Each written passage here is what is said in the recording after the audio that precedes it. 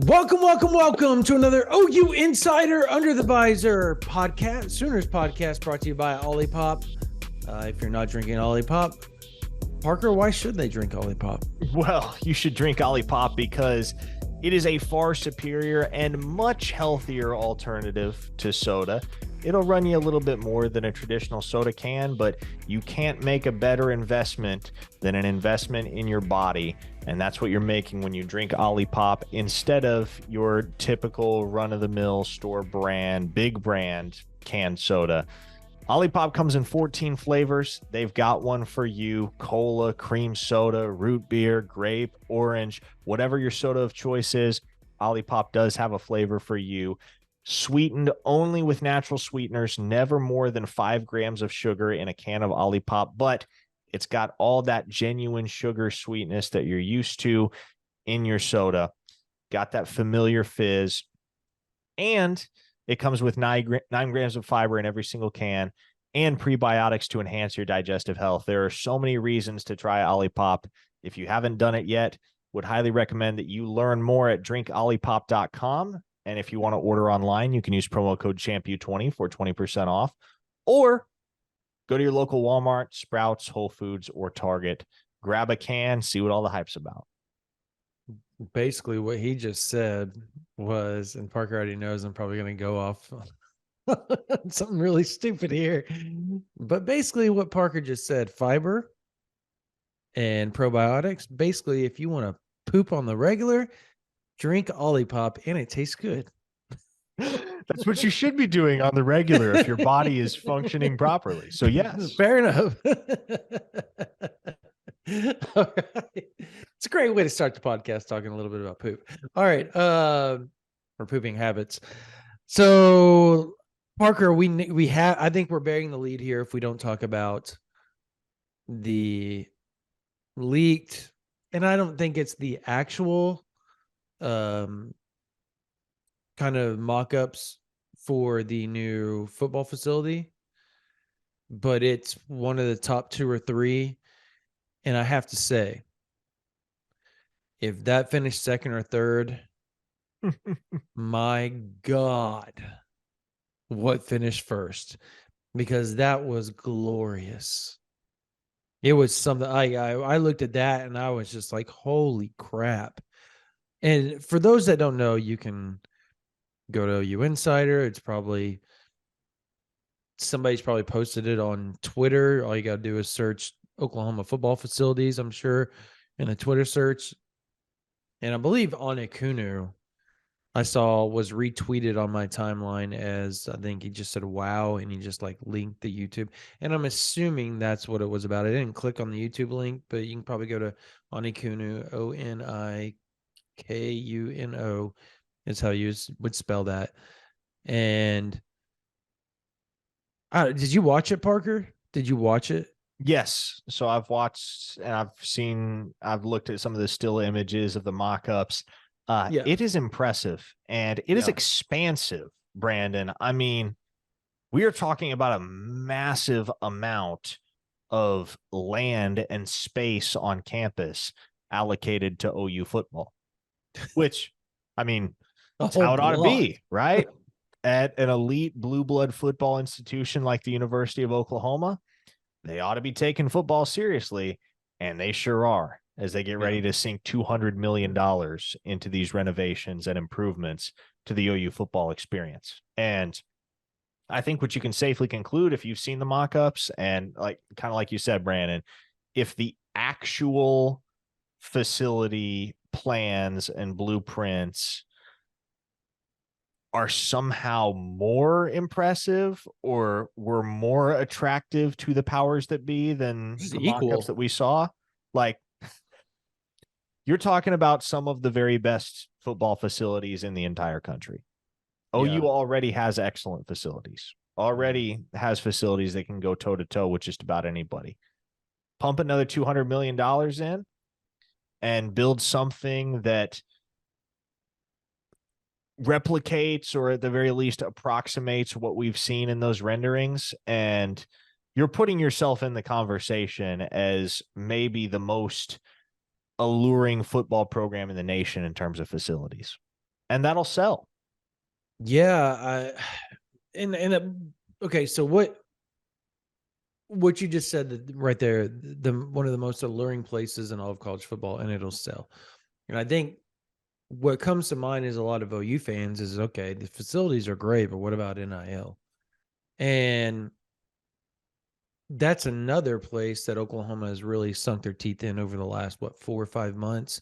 And it hasn't been really talked about publicly. And I know I thought I saw something on Twitter where On3 said something like, or somebody tweeted that On3 had like the top 20 facility, top 20 NILs, the most aggressive NILs, or something to that extent. I don't know what it was, but and they said Oklahoma made it. And I didn't get to click the article. Uh, but I have a couple buddies that are avid On3 people, and I talked to them and asked them, hey, what all was said on that. And their thing was is that they said that there were teams in front or something. I don't that were in front of Oklahoma that were kind of, I guess, a little surprising. I think they said West Virginia was one of them. Now, that I can believe. Like, because I've seen the West Virginia football facilities. They're sneaky good. No, I'm talking their NIL, aggressive NIL. Oh, you're talking NIL. Yeah, Okay. there was like an article or something. Yeah, I don't know who it was by or anything. I know it was On3 because it was retweeted on my timeline. Is coal money still a thing? I don't know, but I know that they apparently they're a little bit more aggressive than Oklahoma. I don't think Oklahoma was like last or anything. I don't know where they ranked. They just said they were in the top 20. And I know this. If this article was written in June of 2024, I believe Oklahoma would be a top 10 aggressive NIL. And here's why I say that is because the new law will have been a year in place and they're going to understand it more. They're going to understand how to use it more to their benefit. They're going to have tested the boundaries to that benefit. And you're going to start to see, from my understanding, and it's called like Charitable Oklahoma or something like that. Or do you remember what it was called? We got the text last night. Yeah, the charitable collective or something like that. Oklahoma Charitable Collective. Yeah, that's what it is. Oklahoma Charitable Collective. And from my understanding, and I know a bunch of A&M people, it's supposed to kind of mirror what like the 12 plus man is or whatever. And so if that's the case, that means it's tax deductible for the OU donors. The OU brass and higher ups get to divvy out the NIL to said players, or at least have more of a sway in it. The coaches can talk about it. There's a lot of things that are going to go in with Oklahoma in this NIL stuff moving forward. And I think that's where you talked about it on the YouTube live this week, where you said another school is recruiting Williams Winery, and that school's, and by the way, that school has one of the top, if not the best, collective in all of college football. And they said Oklahoma has the best NIL package for said Williams Winery. 5-star defensive end out of Kansas City, Lisa McNorth, for those that don't know or don't follow recruiting all the time. That's who that is. And he's the number 2 or number 3 overall player in the country. He's ranked right up there with David Stone. I know everybody knows who that is. And so when you start talking about that and you start saying, okay, well, they're playing that game with that guy, you start to understand that Oklahoma is ready to play ball. They may have been lagging behind, and we've said that for a while. Like, they're behind, but it's not like they're so far behind. Oklahoma's NIL has never been just a piece of crap, like some people want to say. It's never been that case. You don't land the Peyton Bowens of the world. You don't land a lot of the guys last year, if that is the case, after 6 and 7 season. The NIL is fine. It needs to be better, and that's what they're going for. Going to the SEC, they understand kind of the roadmap and the landscaping of what needs to be done. And I think it goes along just like NIL, it goes along the lines of facilities. And we didn't even get to see in these mock-ups, we didn't get to see the inside of it, which I thought was interesting that they just showed like a 2 minute span, right, of just the outside, which was awesome with the lagoons, putt putt, the big theater, the overhead basketball that was covered, basketball court that's covered. What else am I missing here that was outside that was just awesome? Oh, there's a sand volleyball pit, I Sand think. volleyball pit, yeah. Yeah. Like, and that's just the outside. You have the Heisman trophies will still be right there. They're moving the, it looks like they're moving the coaches from in front of the south end zone all the way in front of to where it's kind of like where they walk in and you just get like a historical homage to OU's history in football. And then they have like these pillars that go over top, right? And like these overhang arches that go over top the sidewalk. And it says like the bowl and the year Oklahoma won the title. And then on the cement underneath, they engrave all the names of the rosters on it. Like, that's cool, dude. Now, erosion, all that, they're going to have to keep doing that, every 10, 15 years or so would probably have to, you know, it's going to be a pain in the butt, whoever has to clean out the grout and stuff that continually in the soot that gets in the names. But it's still going to be cool, right? Like, that is something that Oklahoma has needed. And the funny part is, Parker, is that not 6 years ago, 7 years ago, we are talking about how glorious the new facilities were for OU. They just got new facilities 7 years ago. Mm-hmm. Brand new facilities. And So they what are are they? like, they are glorious. They are state of the art. There's no question about that. But Thad Turnipseed gets to town, and Daddy Thad, huh? the old standard. How does the saying go? Yesterday's price is not today's price. There you go. So I guess the question is going to be, and I know what they're going to do with the other facility, but do you know what they're doing with the other facility? And if you do you want to talk about it?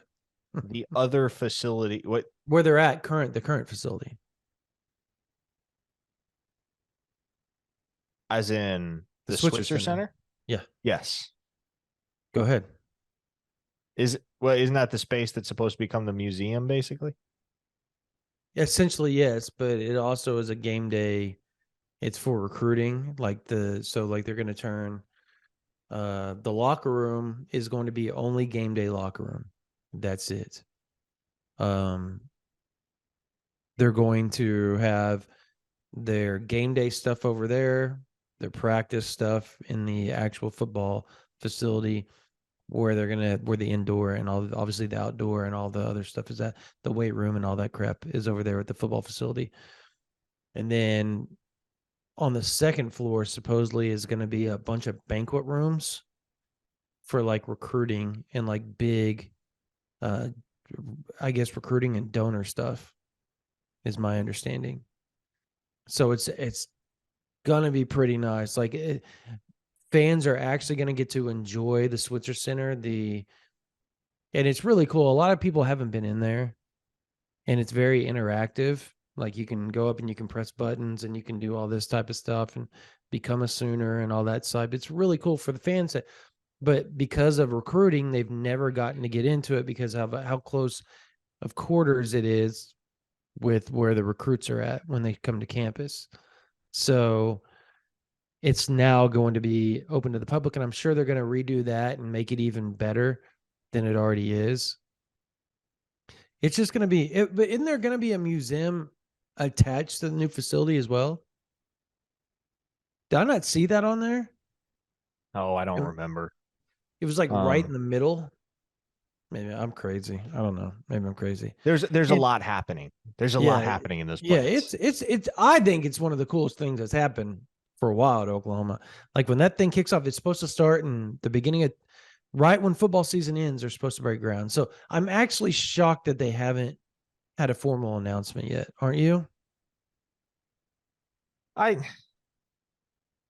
mean, I guess I'm not totally shocked, just because, like It almost feels like that's the type of announcement that comes Bye week.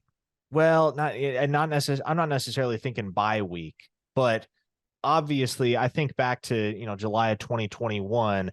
I don't imagine OU's best laid plans involved the SEC move getting leaked in the middle of July, right? Something that big, something that significant. You're going to want to find a juncture on the calendar where it makes sense to make that announcement. Where you got some other big events slash ceremonies slash happenings to kind of build some hype. And it's not just this isolated event announcement press release in the middle of the summer when nothing else is going on. So I don't know when that is. I don't know what Joe C's plans are as far as when they want to roll that announcement out, but I would figure it comes conjoined to, or at least in close proximity to, some other big development for OU football. No doubt. Okay. What do you think that might be? If they were going to conjoin something to that right now, what would that be? Well, I don't know. I mean, I guess it would make sense to do that sometime in the fall, during football season, like maybe after the week of OU Texas. Yeah, if they beat OU Texas. But oh, by the way, if you want to yeah, donate exactly. some more money, good news on top of good news. Cha-ching, right here, brother. All right. And speaking of NIL, what we have been talking about a little bit here or there, along with facilities to start this podcast. Let's talk a little 2025 tight end, soon to be 2024 tight end, seems like.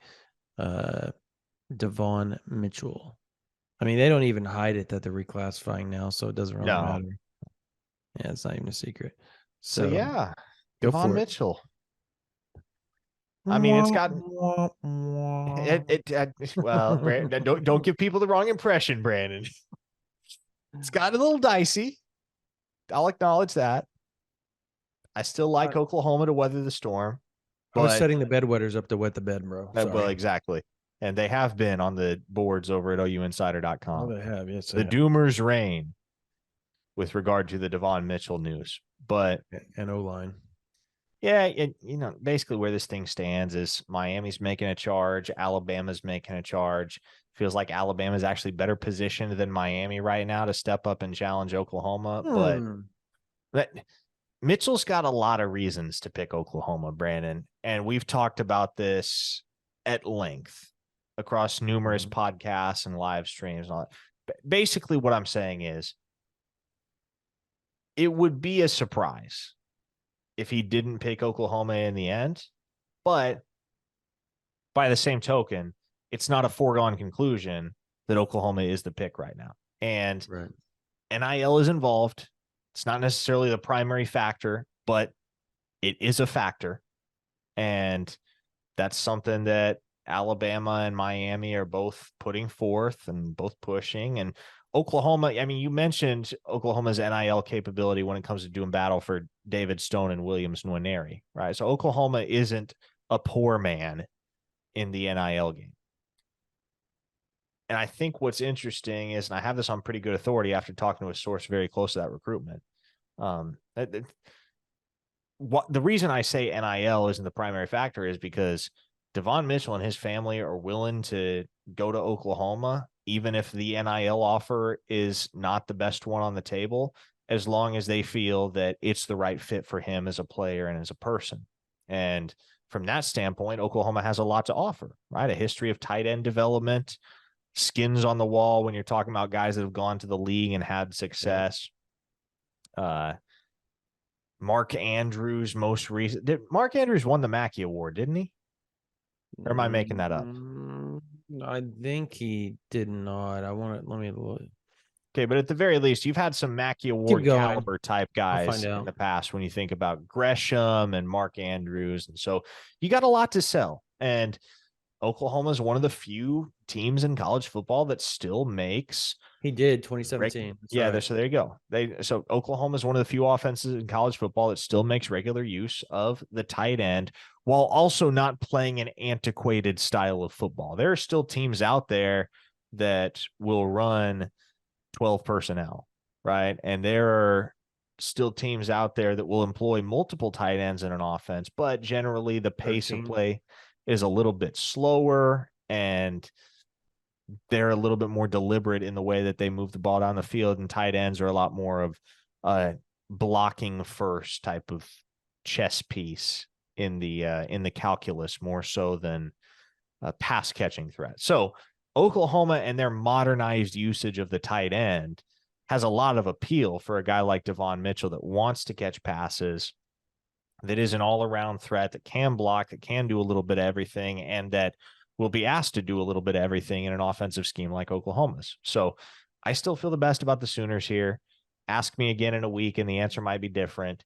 It is admittedly getting a little dicey, a little uneasy as we get closer and closer to the decision date on July 8th. But look, as I mentioned on the board earlier today, what would a 5-star recruitment be, Brandon, without at least a little bit of drama? I mean, that tends to be the case with every 5-star that Oklahoma goes after. There's no, I guess Jackson Arnold would be kind of the least, uh, I guess, dramatic. I mean, even PJ Adebawore, people forget how dramatic that got up to the point where it was dramatic to the public, right? Where he was taking these visits to Missouri. He was liking Northwestern. What was the other school? Texas A&M came in late, Well, right? it was he took OVs to Missouri and Northwestern, But which of Texas course A&M, everybody. he went unofficial to A&M, correct? No, he never visited A&M. Or what? It was Who was that did Georgia. that? It was Georgia. It was Georgia that he Georgia. It was visited Georgia. unofficially. Seems kind of ironic, right? Uh Like huh. with this other Kansas City cat. So I guess my point is like, yeah, I guess Jackson Arnold would have been the least dramatic 5-star. To be truthful, he wasn't a 5-star until like September. So, and it may have been after that, to be honest. So I just, at the end of the day, you have to look at that and go, okay, this is your typical 5-stars, particularly if Oklahoma's recruiting it. It's going to be a whirlwind and it's going to be a roller coaster. And if you can't handle it, you know, don't follow it. That would be my best advice for everybody, because if recruiting is going to make you miserable, and I think it makes a lot of people miserable, I wouldn't follow it, because if you can't handle the ups and downs of a 16, 15, 16, 17-year-old kid, and, like, I don't know, dude, it gives, if anybody wants to ask, it gives Parker and I anxiety too. Like, if you don't think it doesn't, we get horrible anxiety from it, because that's our job. And it's just, it's tough sometimes. The weird part about it is, and I don't know about the Devon Mitchell part, but I do know about the Williams Nwaneri part, is that Oklahoma is acting like all is okay. I even talked to somebody today, and I was like, that there's other people on other sites that feel like Georgia's in the lead, and they're like, we'll see, bro. Like, they're just like, they do not feel like, I don't know, man. Like, it's kind of, when somebody gives you that type of response, you kind of get calm and you're like, they know something I don't know. And they're not going to tip their hat, and that's fine. Um, but let's talk one area a little bit more. And Parker, we talked about it on live this week. When do you think the earliest decision will be made for him? I'd be willing to bet right now that you get a decision in the month of July, based on what I've been told by a couple real good sources on that recruitment. Mm-hmm. And I am very much treating this recruitment the way that I treated the Peyton Bowen recruitment a year ago, which is to say that, yeah, I think a decision gets made in July, but if for whatever reason that timeline gets kicked back and that Oregon visit does take place and we get out of July and he's still uncommitted, I'm just going to give up trying to peg the timeline, because 5-stars, man, it's a different animal. And I kind of figured this would be one of the lower drama 5-stars that we've had to cover. But it's, and I don't know that dramatic is necessarily the right word, but it's been an arduous process to cover this recruitment down the stretch. As you know, he tried to nail down official visit dates and figure out whether that Georgia visit was happening and why it was happening after the Missouri OV. It's there's been a lot of ink spilled. And in the end, I don't think it amounts to a whole heck of a lot, Brandon, because I still feel the same way about the recruitment as I did, heck, 3 months ago, which is Mm-hmm. to say that I still think Nwaneri is going to land in Norman as an Oklahoma Sooner when it's all said and done. I still Yeah. favor OU in that race. Um, never really, never truly bought into the Tennessee hype as much as it was being pushed elsewhere. I'm kind of the same mind with Georgia, because when you look at the arc of Nwaneri's recruitment, I understand they're the two-time defending national champions. That's the easy rejoinder, and I get that. I don't want to act like it's an apples to apples comparison between Georgia and Tennessee and Missouri and Oregon and all these other schools that have risen to the top or near the top at one point in the process. But there's been one constant throughout his recruitment. Through all the ups and downs, teams rising and falling into and out of contention, the one constant has always been Oklahoma.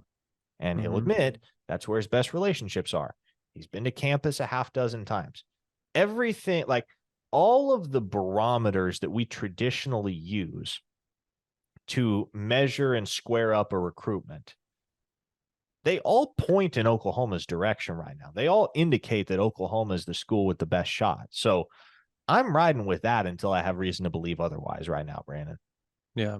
And I agree with you. I'm also at the same time just very reserved just because of Georgia. The brother factor to me is something that I think nobody's really talking about, and I think it may play more into this than we're giving it credit for, and it may be why Georgia's made such a you know move down the stretch here, and it was a big deal. He was going to his birthday party for his brother, and then he was taking his brother up to Georgia to see it, and I thought that has to say something to you. And you also have to take in consideration, and I'm willing to bet some decent money that Georgia's the only visit the brother's been on him with. So that is probably going to sway the brother in the Bulldogs' favor. Right? Like that just makes sense. Whereas the parents have been on all of his visits, but they were not on this one that he went to when he went to Georgia. So as you said, what are they're sitting down and talking about it this week, right? At some point. In the next week or two, yeah. Okay. So they're gonna take it slow. Do you expect it by July 15th? Should we know where he's at?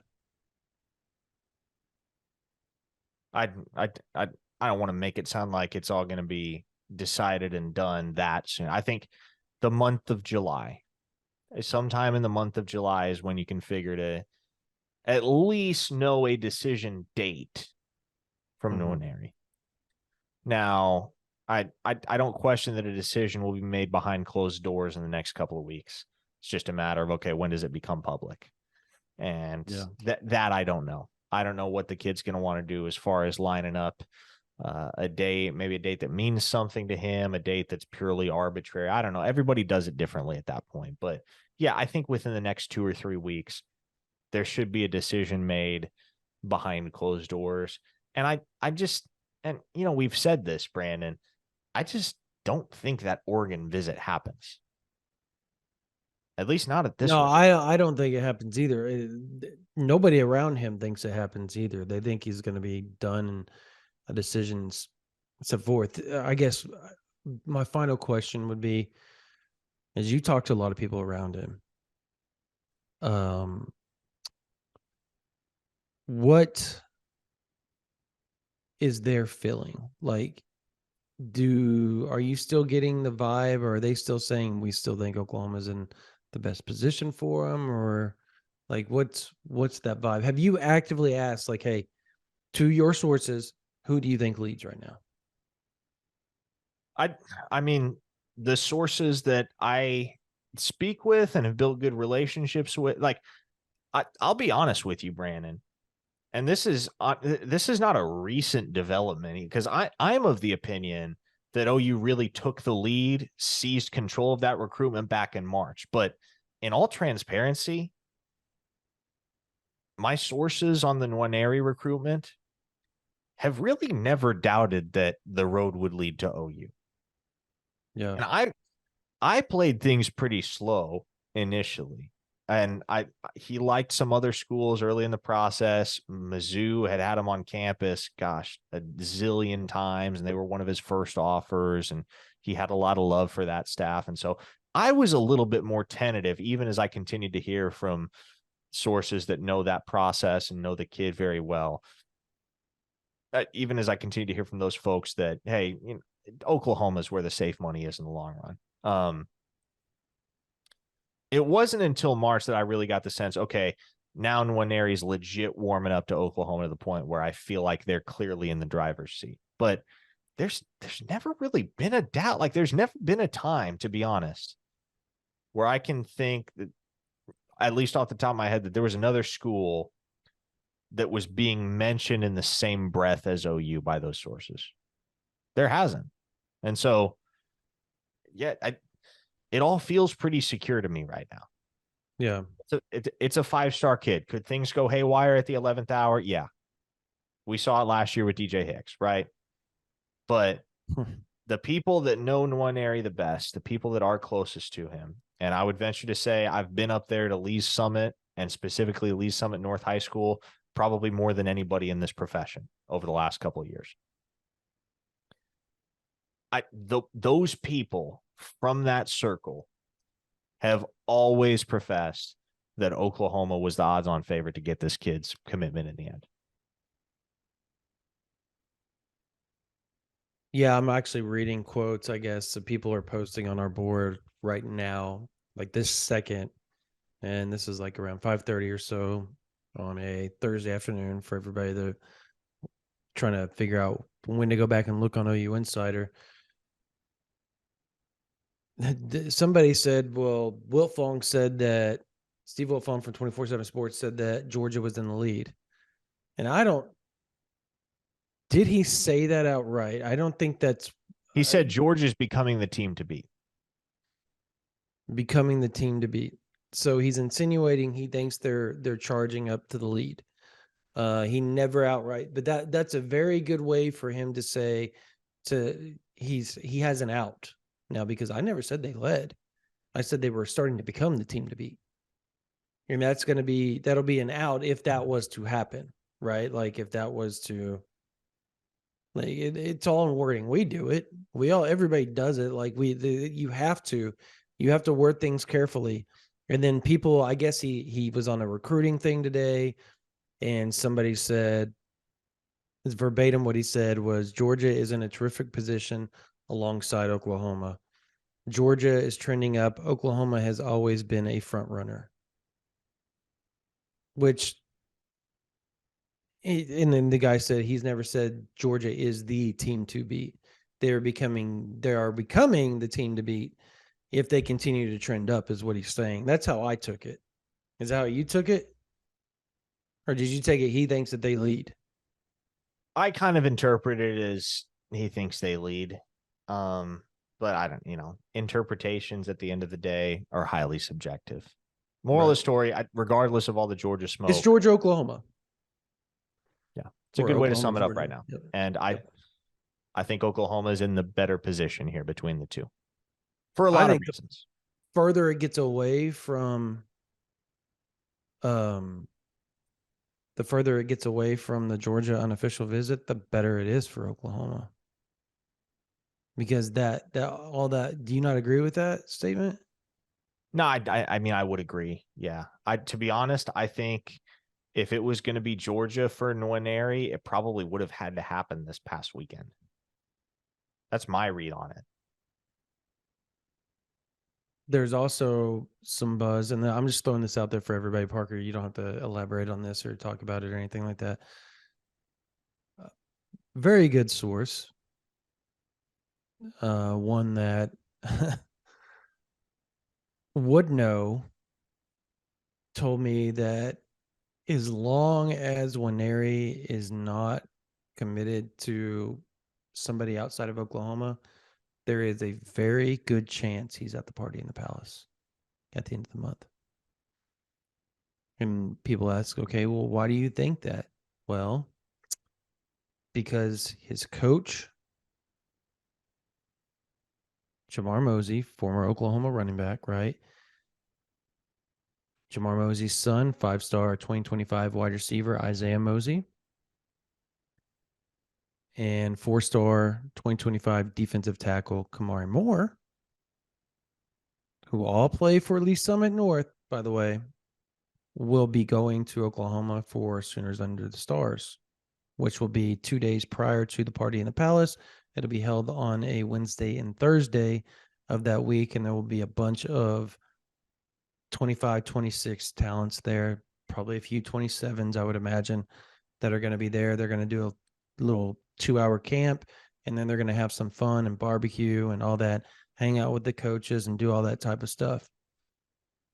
The following weekend on this Friday, Saturday, Sunday is the party in the palace weekend. So why would you not come down? You see what I'm saying? Mm-hmm. It just makes sense. And that's why Oklahoma, I don't know that they expect it, but they expect it.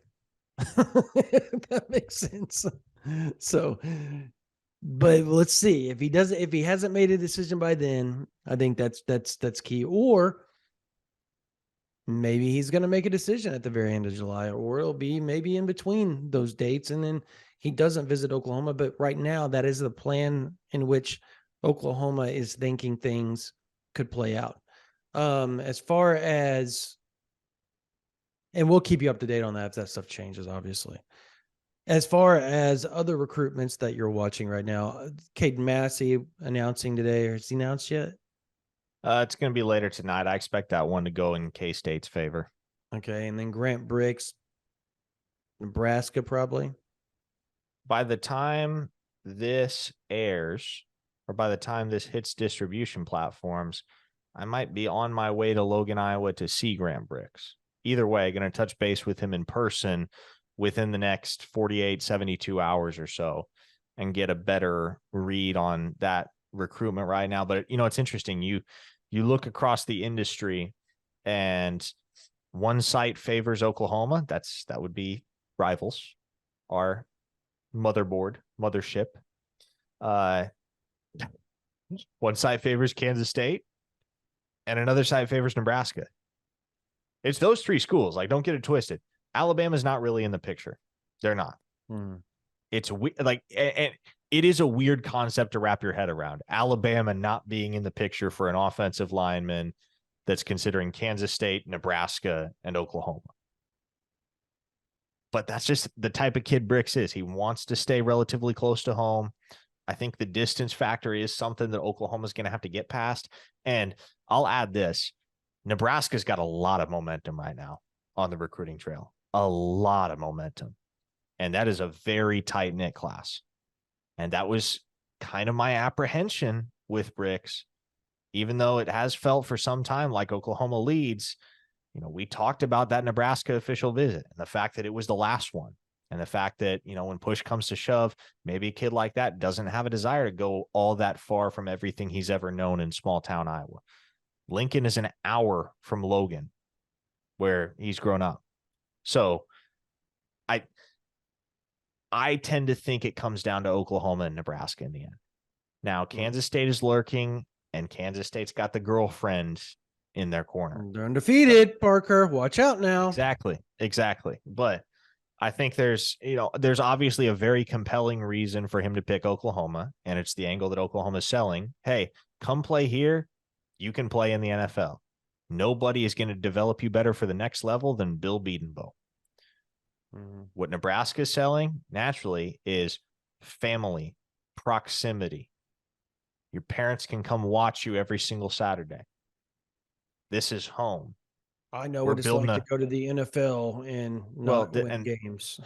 and honestly, this is again a really compelling pitch that Nebraska can make is virtually the entirety of our class, with a few exceptions. They got a couple commits from Florida, a couple from Texas, but the majority of our class is guys from the Midwest, blue collar kids just like you. That's what Nebraska's selling bricks on. And so I still get the sense that Oklahoma has the edge, but not Nebraska made up a lot of ground on that OV. They did. I mean, He does not have a timeline set. Let's just be clear on that. I know people are going to ask in the comments and elsewhere. I don't know when he commits. I don't think he knows when he commits because he's kind of, he's understandably kind of torn between these three schools because they all can offer him something. And hopefully I'll get a better read on it this weekend when I'm up in Logan visiting with him. But right now there's a lot to be decided in that race. Is that not the most Matt Rule pitch of all time?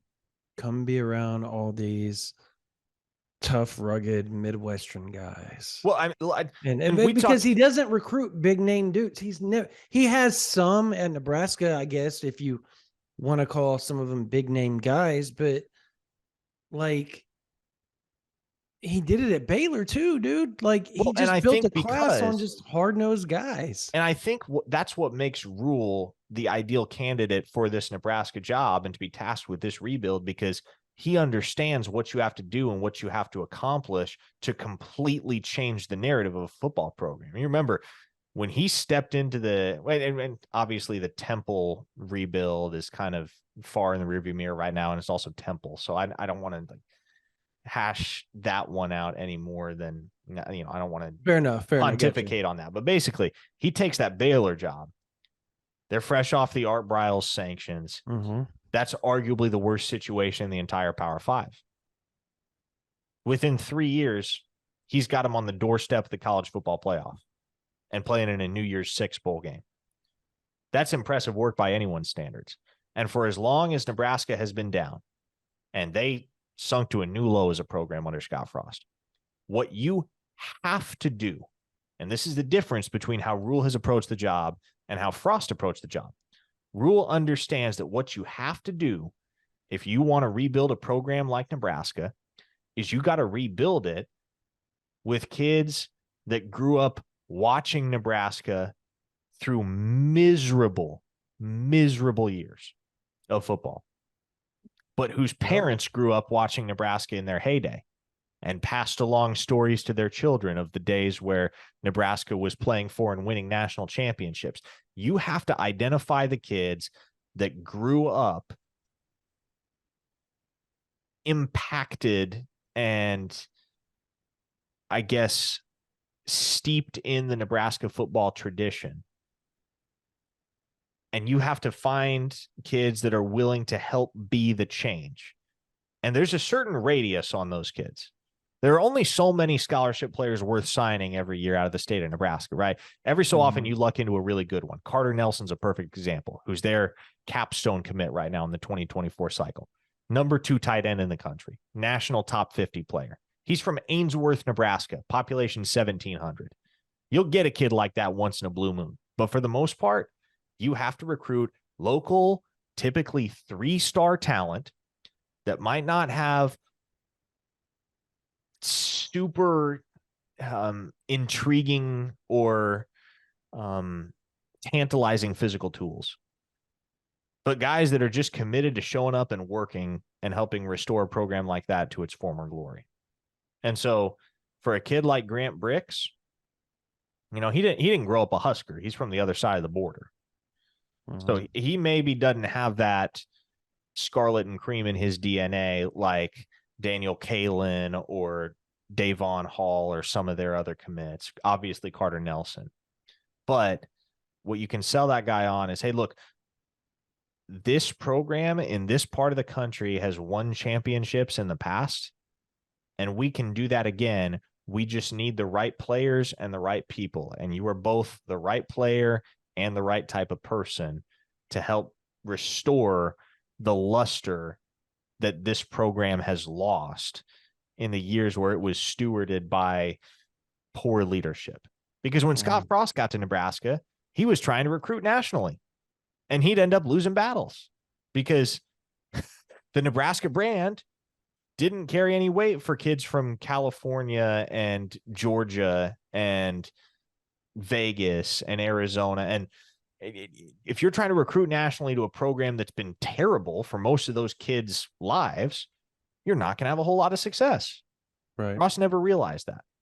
Matt Rule does, and he's realized that from day one. And so, again, I see Nebraska as the primary challenger to Oklahoma here for Grant Brix. I'm not as worried about Kansas State.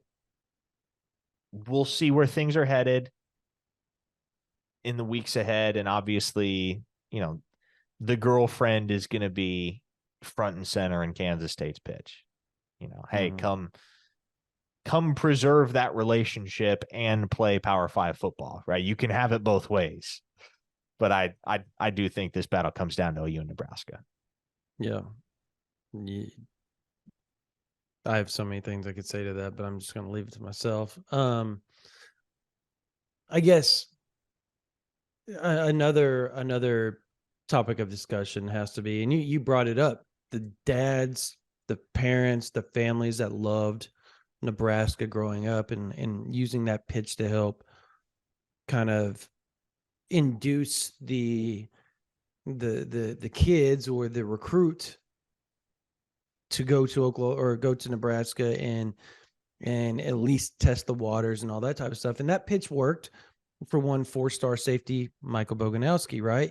His dad was a big Nebraska guy. Obviously he sorry, my kids are yelling in the background there for a second. Obviously they took a visit to Nebraska. It didn't really pan out as well as they would like. And things kind of switched back to, and there was some worry that Nebraska may be able to make a move there whenever the visit was going to take place. And it didn't happen. And now it's Kansas State, Oklahoma, and it depends on who you talk to. I talked to Boganowski himself, senior Boganowski, mind you, and I still kind of get a OU vibe a little bit. I by no means think that K-State is not like nipping at OU's heels. Oh, they are. They made up huge ground on all of that. And it's just the Oklahoma, now that they're getting further and further away from the K-State visit, I think that may help a little bit. Go ahead. I just want to interject with one thing here, because it's something that we haven't talked about in the Boganowski recruitment, but that may come into play here as he and the family try to hash out a decision between Oklahoma and Kansas State. He and Caden Massey and his family and Caden Massey's family are very close. So if Caden Massey commits to Kansas State later tonight, as I expect, then, well, that's one more box that Kansas State can check in their pursuit of Boganowski. So you're saying Caden Massey and K-State, he's close with Caden Massey? Is that what you said? Yes. Interesting. Well, yeah, that would seem to hinder Oklahoma somewhat as well. It's just that I don't know, man. At the end of the day, I feel like, do you want to play in the SEC or do you want to play in the Big 12? Do you want your biggest game to be Kansas every year, or do you want your biggest game to be Alabama or Georgia or, something like that? And I guess if you grow up in obviously Junction City, Kansas, that Kansas State, Kansas game is a big deal to you. But I also feel like any kid that's followed college football and all that, they know the SEC. They know, that conference means so much to so many people, and it's such a national brand, and it's so powerful. And I don't know, man. I get that he's only going to be 20 miles away, right? Yeah. It's just,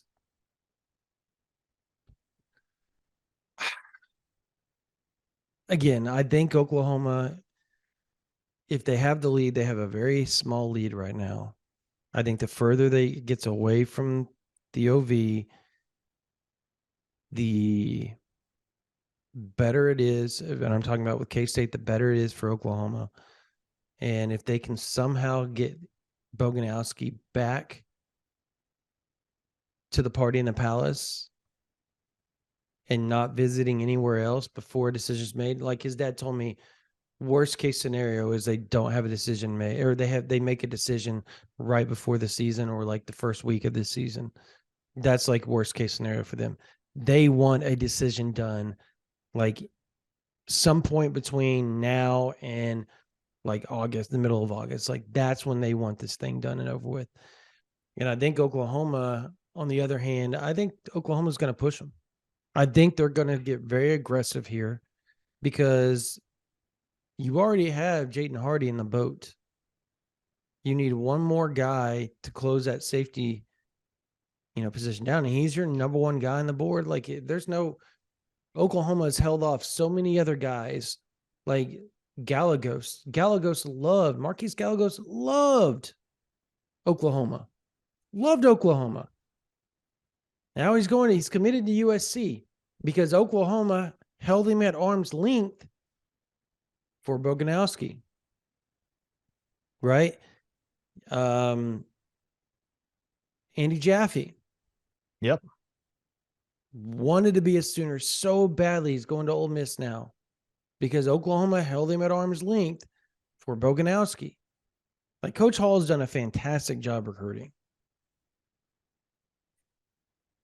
But this is like it's got to be difficult for him in this situation because of having to hold all these guys off, and then you watch them just fall, piece by piece to these other schools. And now you're left waiting on the 4-star guy that you really, really wanted. And obviously his dad played for the linebacker coach at Kansas State. I think the one thing Oklahoma still has going for him, regardless of Caden Massey, regardless of anybody there, the one thing they have going for him outside of, if anything, is the fact that they've stayed true the whole time. The whole time they stayed true and recruited him as a safety. While everybody else was like, you're a linebacker, till it got down to the nitty gritty. And they're like, you can come here and play safety. We'll let you try safety first. Mm-hmm. Anything to get him on campus. And then when he gets in there, he's in the linebacker group. You're over there. So that's one thing Oklahoma has going for him. If nothing else, the fact that they've stayed true the whole time with that position. And that, if people need to understand that, that means a ton to Boganowski Jr., the 4-star safety, because that is where he wants to play. He does not want to be an edge rusher, a linebacker, anything like that. So, what if there was another recruitment that you think we need to touch base on?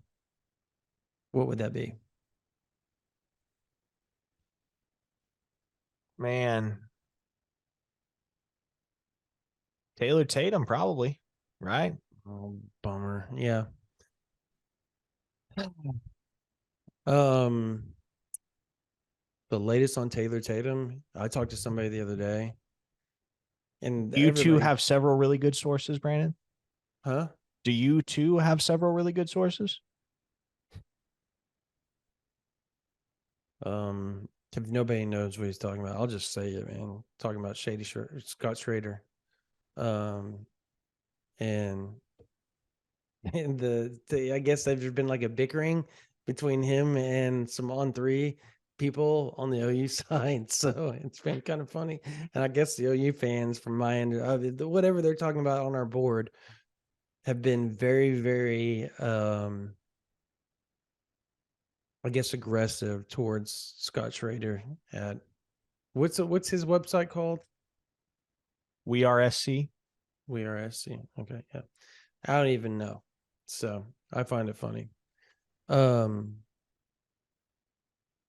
yes, I have some sources that know that recruitment fairly well.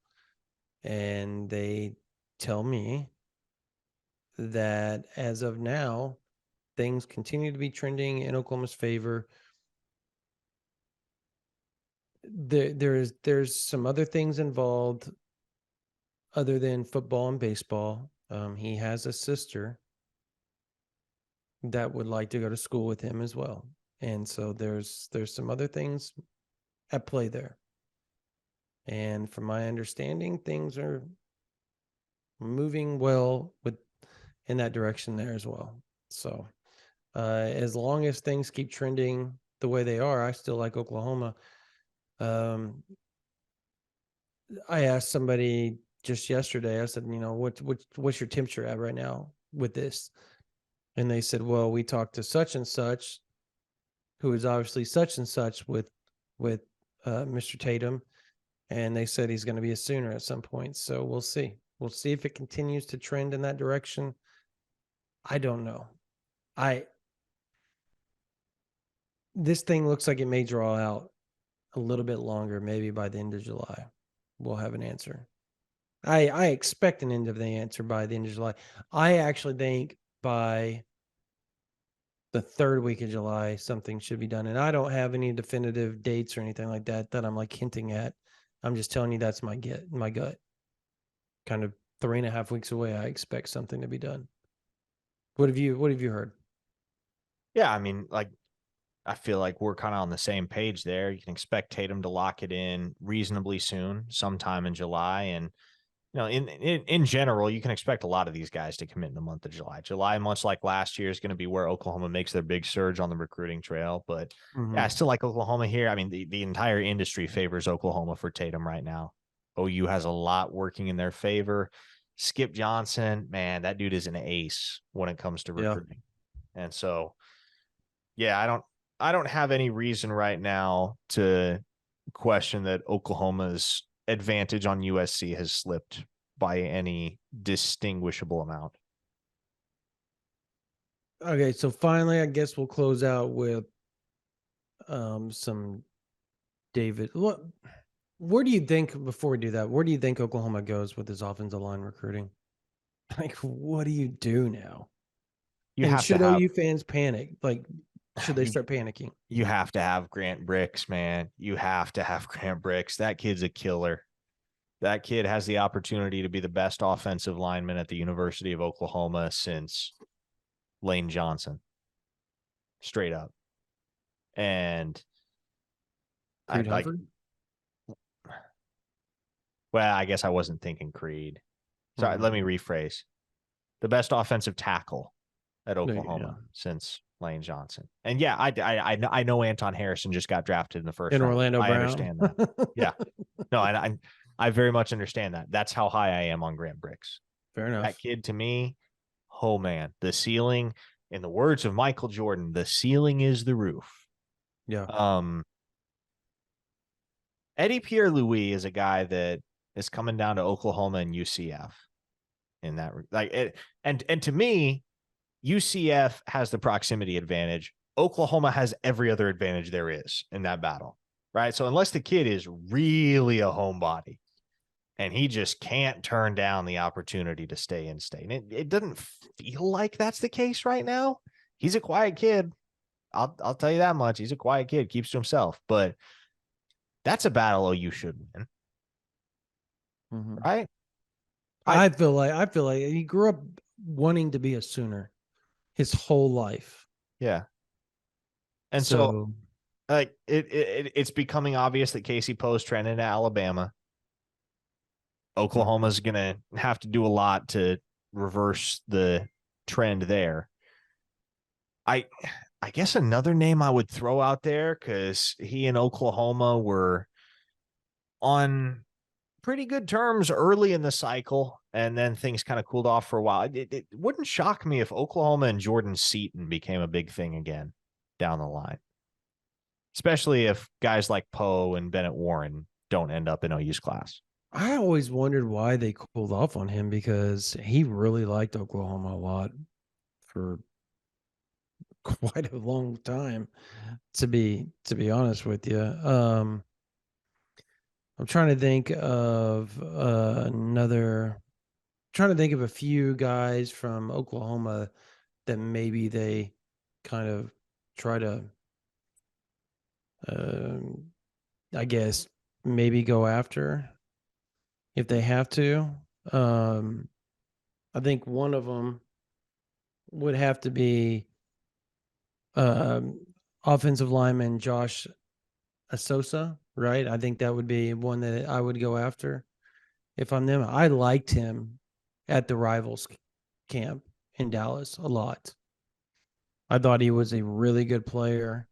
I thought that he had a chance to be something way better. Like he fit, like he had like the ruggedness of what Beatenbow likes in his offensive guard. Like he just had some nasty to him.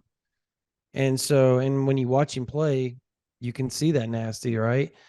Um, I think the other one would be Kansas's uh, offensive tackle commit out of Norman North, Harrison Utley, whose family is obviously season ticket holders at Oklahoma. They would love to have an Oklahoma offer. I don't know, man. Like, you got to have some backups, right? And I don't know if you go that far down, but maybe, maybe not. I think landing Grant Bricks, landing uh, Pierre Lewis. I think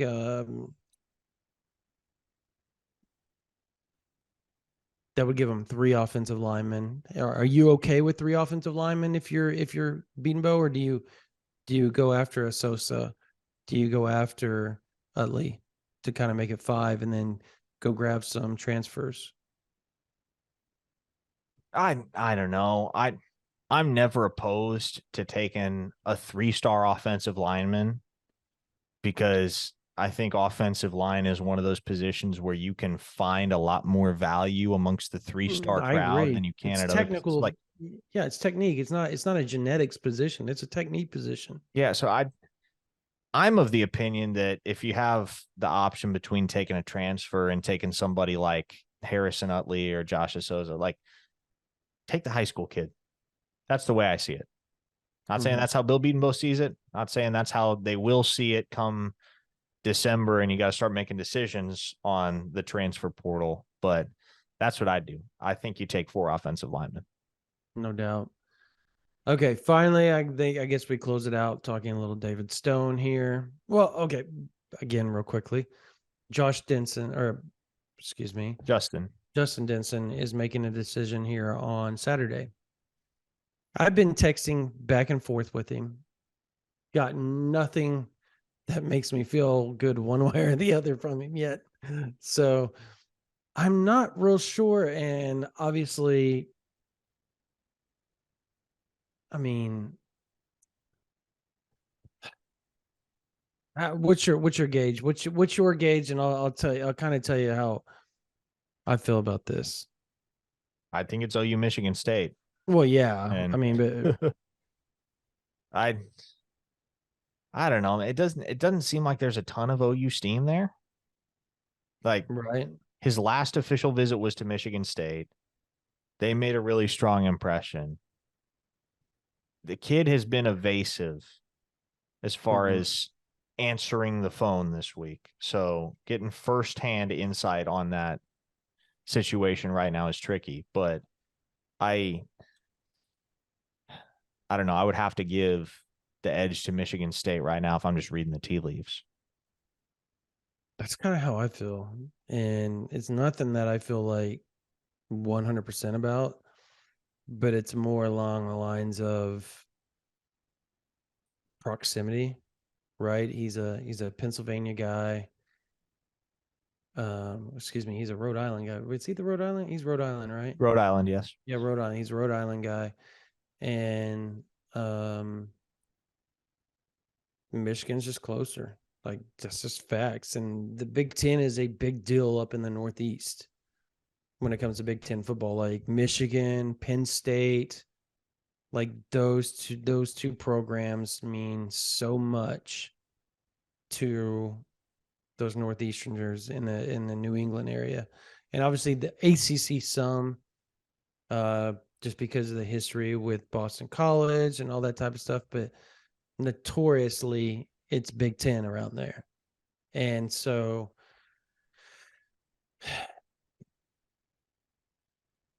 I guess I will say this. The one thing that I do feel like Oklahoma has a chance with is because of Jay Valai. Jay Valai recruited that area very heavily when he was at Rutgers originally. And so there's some connection there. If they can piggyback and get that connection and make it worthwhile for them, that's great. But I don't think if you miss out on him, I don't think it's the end of the world, honestly. Because at the end of the day, at cornerback, you still have Devin Jordan, you still have Eli Bowen, and you already have Newcomb committed. So that's three guys if you can land those three. And as weird as it sounds, and I don't think Oklahoma's going to land them, right? They're in play for a couple other guys as well. So we'll see. Lastly, with David Stone, I mean, I still like Oklahoma, right? I like Oklahoma. I think Oklahoma is where he's gonna end up, and I feel pretty good about that. But at the end of the day, until he sets a definitive announcement date, I think OU fans have every right to feel a little queasy about it and uneasy, right? Like that I get it. He is visiting Oklahoma again before he heads back to IMG. And I have heard some buzz that there may be some talks of maybe an August announcement potentially. He wants it done before the season, at least committed. But I've heard late July, early August. And I've even heard a late August announcement. I don't know how much I believe the late August stuff yet, but I've heard kind of the first 2 weeks of August and the last week of July could be kind of the time frame he's looking at right now. But we'll see. I do expect him back at Oklahoma at the end of July. It may not be for the party in the palace, but he will be back, he said. So I still like Oklahoma. You have anything to add to that, Parker? No, I mean, I don't want to belabor a topic that we inevitably will end up talking a ton about down the stretch and that we have already spent a lot of time talking about. I still like Oklahoma for David Stone. It would take a lot to change my mind on that right now. Yep, same here. All right. That's going to do it for this version of the OU Insider Under the Visor Sooners podcast, brought to you by Olipop. Again, if you're not an Olipop drinker, drink it up, man. It's good for you. It's got fiber, low in sugar, hardly any at all. And it's like real sugar. It's not the sugar that is fabricated, the sweet and lows, all that type of stuff. Like it's actually good for you. And obviously, I just had a tweet come across my Twitter timeline that the World Health Organization is prepared to declare aspartame, which is the primary sweetener in diet soda, a possible carcinogen, i.e., it can cause cancer. So keep drinking diet soda or make the switch to Olipop and let your body love you. Wow. That was a strong statement. Did that really come across? Yes. Yes. Yeah. Seconds ago. Timely, wow. If nothing else. All right. Well, there you go. Again, if you're not on OUinsider.com, you can go there right now. You can sign up. You can subscribe. If you have issues and you need help or whatever, like we're not opposed to helping you for a few months. If you want to sign up and give us a try, like we'll always try to, as long as we can get you through the door and let you see what's on the other side, we're good to go. So, Parker and I's Twitters are open. You can always PM me on Facebook or message me on Instagram. Like we're open to communication. We are one of the people. We want you guys to be able to trust us and feel like you can talk to us and feel like we're pretty much the most approachable people on the beat. And that's kind of what we pride ourselves in. And so if that takes us to give you a month or two for free because you're struggling financially and you can't afford it, We'll do it. I promise. We'll do anything we can. I've helped so many people out, and then they stuck with us for years because of that. So, I mean, I'd rather have you around for a long time and suck up a couple of months than not have you at all. So, if you're on there, we've got all sorts of news coming. Got recruiting stuff up the wazoo, obviously, with July heating up. We got a lot of team stuff with Jesse Crittenton just knocking out team information almost every day. He's being super creative with some of the stories that he's doing. So if you want to check those out, go to ouinsider.com or oklahoma.rivals.com. It is worth your while. All right. And also, lastly, like and subscribe. Give us a 5-star on the podcast, or go subscribe to this YouTube channel right now that you're watching us on, if you're watching us on YouTube, and give us a subscribe there. We're almost to 10,000. All right, that's going to do it for this version of the OU Insider Under the Visor Sooners podcast, brought to you by Olipop. My name is Brandon Drum for Parker Thurman. You guys have a blessed day.